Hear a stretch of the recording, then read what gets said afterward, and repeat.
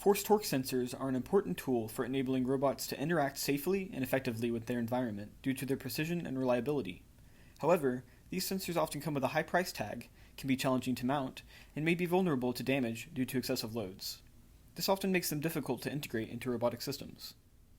Force torque sensors work by utilizing strain gauges, which are carefully mounted structures within the sensor. As forces and torques are applied, these strain gauges measure the resulting deformation in the structures, from which the forces and torques can be calculated. This approach, while effective, relies on the integration of these specialized components, which can be costly and difficult to implement. To address these problems, we introduce visual force torque sensing, a method of estimating the forces and torques applied to a soft robotic gripper using single frames from a gripper-mounted camera, essentially replicating the outputs of a force torque sensor using only vision. Notice how both of our selected grippers visibly deform due to external forces and torques. This visible deflection is what makes it possible to estimate forces and torques given only visual input. In contrast to traditional force torque sensors, our method takes advantage of the deformation of the gripper itself. Just as strain gauges detect deformation due to external forces and torques, the gripper's deformation serves as an indicator of the forces and torques being applied. By capturing this deformation using a gripper-mounted camera, we can estimate the forces and torques without the need for a traditional force torque sensor, thus reducing the cost and complexity of the system. We trained a convolutional neural network with a ResNet backbone to minimize the error between measurements from a force torque sensor and the estimated forces and torques from our network given a single image. We trained our network in a suite of environments using a Stretch RE1 mobile manipulator from Hello Robot. Our training set included approximately 2 hours of footage in various lab and office environments. All training data with the tendon-driven gripper was collected via teleoperation, and the robot was commanded to push, pull, grasp, and twist various objects in its environment, including objects with a variety of material properties like size, mass, rigidity, and color. After training our network on this data, we test our method in a held-out household environment with unseen objects. See the performance of our network on the test set. The ground truth is indicated by darkly shaded arrows, and the estimations by our network are indicated by lightly shaded arrows. Our test set included 3 rooms within the unseen household environment, including a dining room, kitchen, and bathroom.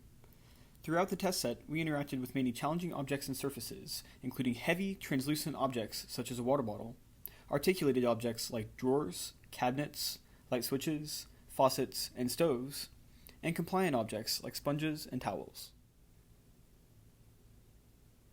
We also train a separate network with the manually operated pneumatic gripper in various environments, and test on a held-out office environment. This data also included several challenging objects with a variety of mass, texture, and compliance. See our results with the pneumatic gripper on the test set. We emphasize that estimations from our network come only from images, and the ground truth is the output of the force torque sensor.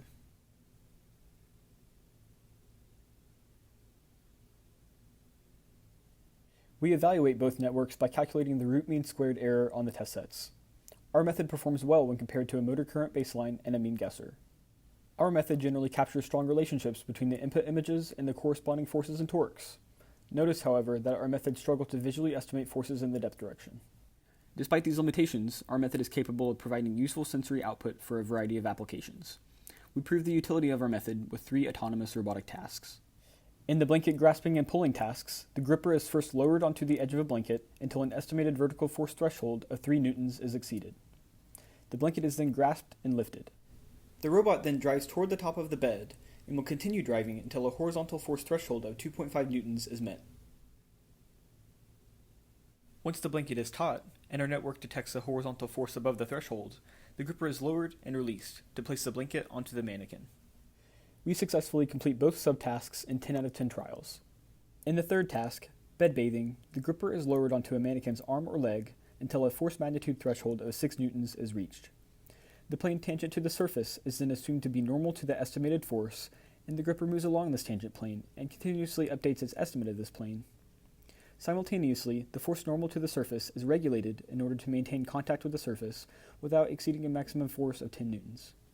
We successfully cleaned an average of 87% of dry erase marker off of the mannequin's arm and leg after 10 trials. Our work presents a promising direction for visual sensing. We intend our method to be a viable, cheaper alternative to traditional force torque sensors, and we hope this work leads to more accessible robotics research around the world.